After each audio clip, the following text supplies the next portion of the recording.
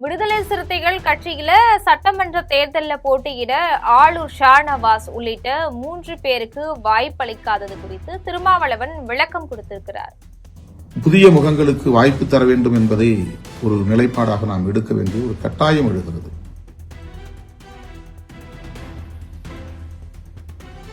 தாம் போட்டியிட எதிர்ப்பு தெரிவித்த பலருமே மக்களவை உறுப்பினர் பதவி இன்னும் 3 வருஷத்துக்கு மீதம் இருக்கிறத சுட்டிக்காட்டி இருக்கிறதாகவும் தெரிவிச்சிருக்கிறார். திமுக கூட்டணி வலிமையாயிருக்க விடுதலை சிறுத்தைகள் கட்சியே காரணம் அப்படின்னும், திமுகவுல கூட புதியவர்கள் 60 பேருக்கு இந்த தேர்தலில் போட்டியிட வாய்ப்பளிக்கப்பட்டிருக்கிறதாகவும் அவர் சொல்லியிருக்கிறார். ஆனால் அதற்கு வெவ்வேறு காரணங்களை பலரும் சமூக ஊடகங்களில் எடுத்துச் சொன்னார்கள், விவாதித்தார்கள். அது உண்மையல்ல.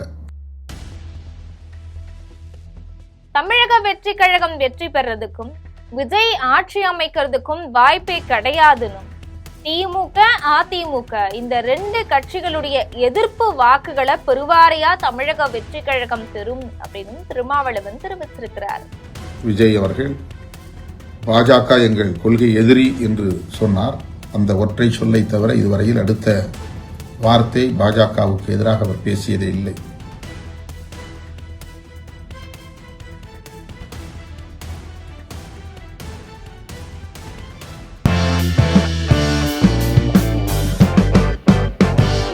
திமுக கூட்டணி வலிமையா இருக்க விடுதலை சிறுத்தைகள் கட்சி தான் காரணம் அப்படின்னு அந்த கட்சியுடைய தலைவர் திருமாவளவன் தெரிவிச்சிருக்கிறார். விடுதலை சிறுத்தைகள் கட்சியில சட்டமன்ற தேர்தலில் போட்டியிட ஆளூர் ஷாநவாஸ் உள்ளிட்ட 3 பேருக்கு வாய்ப்பளிக்காதது குறித்து திருமாவளவன் விளக்கம் கொடுத்திருக்கிறார். புதிய முகங்களுக்கு வாய்ப்பு தர வேண்டும் என்பதை ஒரு நிலைப்பாடாக நாம் எடுக்க வேண்டிய ஒரு கட்டாயம் எழுகிறது. அந்த அடிப்படையில் தான் பொது தொகுதிகளில் வென்ற தம்பி ஷாநவாஸ் அவர்களுக்கும் தம்பி SS பாலாஜி அவர்களுக்கும் இந்த முறை நான் வாய்ப்பு தர இயலாமல் போனது.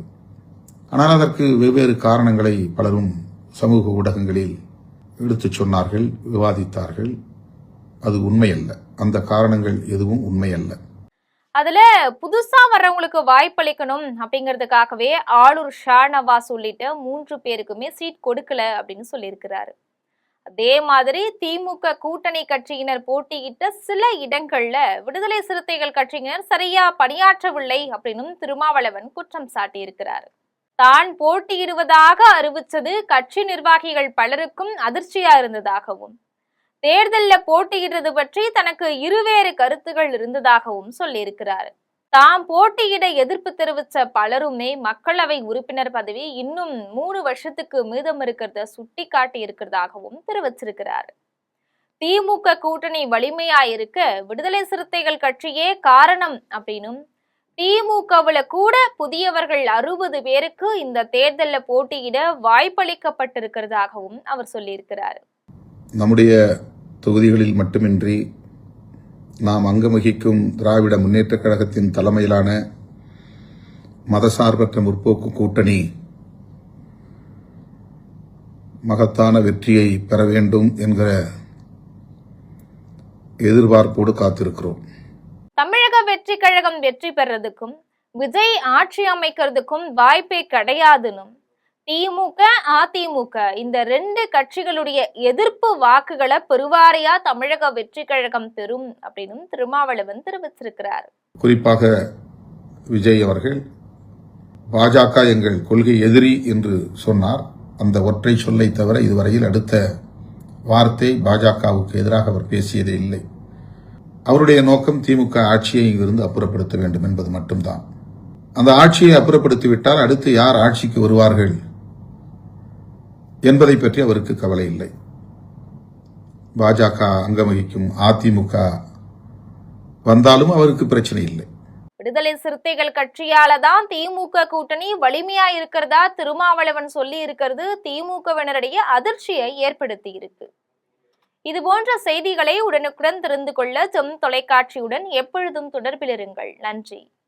எப்படியாவது விடுதலை சிறுத்தைகள் கட்சியை அல்லது திருமாவளவனை அந்த கூட்டணியில் இருந்து வெளியேற்றிவிட்டால் போதும், மதசார்பற்ற முற்போக்கு கூட்டணியை சிதறடித்துவிட முடியும் என்று கணக்கு போட்டார்கள்.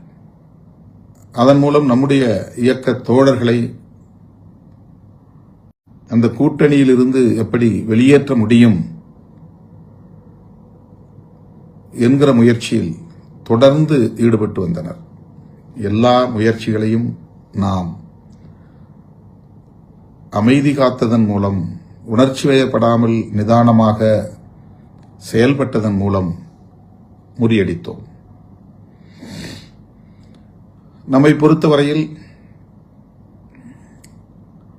தொலைநோக்கு பார்வையோடு இந்த கூட்டணியில் இருக்கிறோம். வேறு எந்த காரணமும் முதன்மையானதாக இல்லை.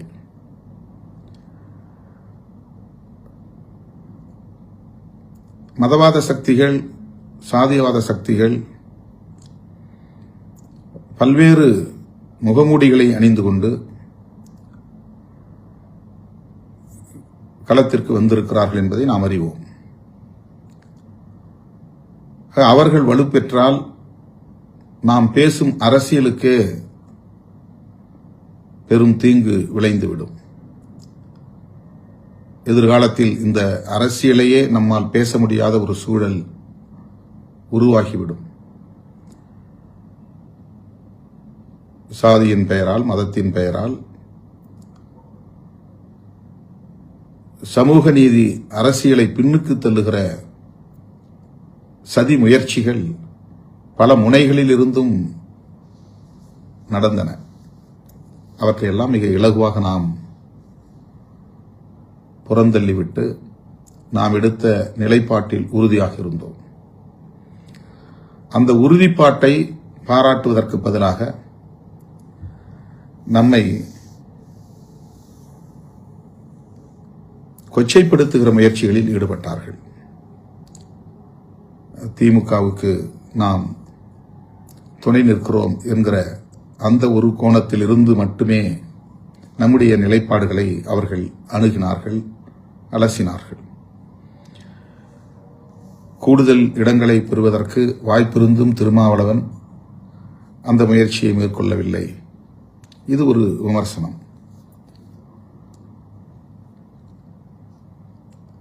ஒடுக்கப்பட்ட மக்களுக்கு எதிராக இந்த அரசு இருக்கிறது. ஆனாலும் திருமாவளவன் அந்த அரசை ஆதரிக்கிறார். அதற்கு வேங்கவேல் ஒரு சான்று என்று பேசினார்கள். இதெல்லாம் ஒடுக்கப்பட்ட மக்களின் மீதான நல்லெண்ணத்தின் அடிப்படையில் அல்ல, அவர்களுக்கு நீதி கிடைக்க வேண்டும் என்கிற பொருளில் அல்ல. நாம் அந்த களத்தில் எவ்வளவு நேர்மையாக நின்று மக்களுக்காக, மக்களோடு நின்று போராடி இருக்கிறோம் என்பதை பாதிக்கப்பட்ட மக்களே நன்கு அறிவார்கள். ஆனால் இப்படியெல்லாம் சில காரணங்களை முன்வைத்து நம்மை அந்த கூட்டணியில் இருந்து வெளியேற்றுவதற்கு பெருமுயற்சியை மேற்கொண்டார்கள். நாம் அதற்கு இணங்கவில்லை, உணர்ச்சி வயப்படவில்லை. அதற்கு ஒரே காரணம், நாம் அங்கம் வகிக்கிற அந்த கூட்டணி நம்முடைய கூட்டணி, நாம் இணைந்து இடதுசாரி சக்திகளோடும் இதர ஜனநாயக சக்திகளோடும் இணைந்து பயணிக்கிற ஒரு கூட்டணி. அந்த கூட்டணியை பலவீனப்படுத்திவிட்டு தற்காலிகமான ஒரு லாபத்திற்காக அல்லது ஆதாயத்திற்காக ஒரு முடிவை எடுத்து காலத்தால் பழிக்கும் அளவுக்கு, களங்கம் உருவாகக்கூடிய அளவுக்கு ஆளாகிவிடக்கூடாது என்கிற எச்சரிக்கை உணர்வு. இந்த எச்சரிக்கை உணர்வை சமூக ஊடகங்களில் விவாதிக்கக்கூடியவர்கள் யாரும் சுட்டிக்காட்டி பாராட்டவில்லை. எத்தனையோ வாய்ப்புகள் இருந்தும், எவ்வளவோ ஆசை காட்டியும் கூட அதற்கு இணங்காமல் தான் எடுத்த நிலைப்பாட்டில் திருமாவளவன் உறுதியாக இருக்கிறார். அந்த உறுதிப்பாட்டை வரவேற்கிறோம், பாராட்டுகிறோம் என்று சொல்லுவதற்கு சமூக ஊடகங்களில் ஆட்கள் இல்லை. மிக மிக சொற்பமாக ஒரு சிலர் அதை உணர்ந்து வெளிப்படையாக சுட்டிக்காட்டி பாராட்டி இருக்கிறார்கள். ஆகவே இன்றைக்கு மதசார்பற்ற முற்போக்கு கூட்டணி இந்த மாபெரும் வெற்றியை பெறப்போகிறது, திமுக ஆட்சியை கைப்பற்றப் போகிறது என்று சொன்னால் அதற்கு விடுதலை சிறுத்தைகளின் அணுகுமுறையும் விடுதலை சிறுத்தைகளின் உறுதிப்பாடான நிலைப்பாடும் ஒரு காரணம் என்பதை யாரும் மறந்துவிட முடியாது, மறுத்துவிட முடியாது. இதை யாரும் சுட்டிக்காட்டி விவாதிக்கப் போவதில்லை. ஆனால் நாம் உணர்ந்தாக வேண்டும், நீங்கள் உணர்ந்தாக வேண்டும். நாம் சராசரி அரசியல்வாதிகளைப் போல் செயல்பட்டிருந்தால், கூடுதல் இடங்களுக்காக ஆசைப்பட்டிருந்தால், மாற்றம் என்கிற பெயரில் நாம் வேறொரு முடிவை எடுத்திருந்தால், தமிழ்நாடு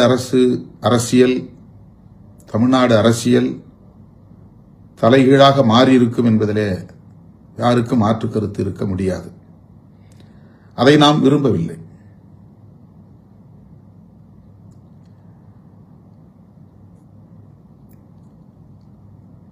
தேர்தல் எத்தனையோ தோழர்கள் போட்டி போட்ட நிலையில், நீண்ட காலமாக என்னோடு பயணிக்கிற மூத்த தோழர்கள் வேட்பாளராக வேண்டும் என்று விரும்பிய நிலையில், அந்த தொகுதியில் பனையூர் பாபு அவர்களுக்கு ஒரு வாய்ப்பை தந்து சட்டமன்ற உறுப்பினராக்கியிருக்கிறோம்.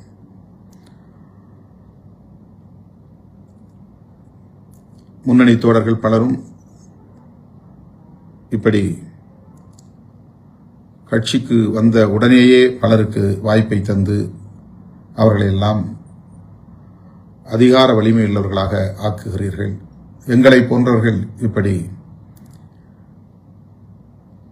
இன்னும் அந்த இடத்தை தொட முடியாத நிலையில் இருக்க வைத்திருக்கிறீர்களே என்று அப்போது பேசியிருக்கிறார்கள், வருத்தப்பட்டிருக்கிறார்கள். அதன் பின்னர் வழக்கம் போல நான் எடுத்த முடிவுக்கு முழுமையான ஒத்துழைப்பை நல்கி அரும்பாடுபட்டு அந்த தொகுதிகளில் 4 இடங்களில் நாம் வெற்றி பெறுவதற்கு பணியாற்றியிருக்கிறார்கள், ஒத்துழைத்திருக்கிறார்கள்.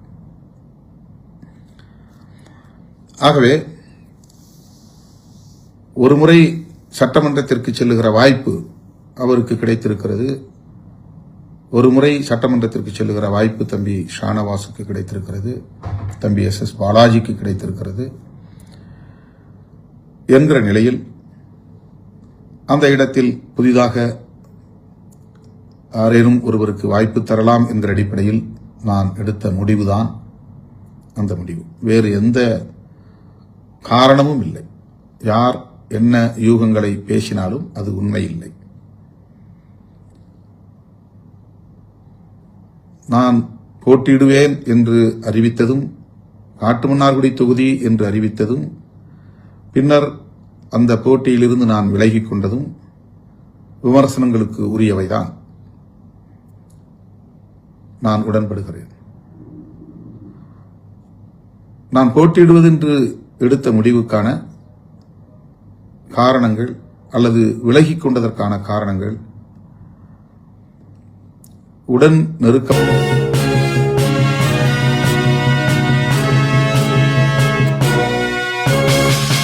ஓடி விளையாடு, ஓய்ந்திருக்கலாகாது. அதுக்குதான்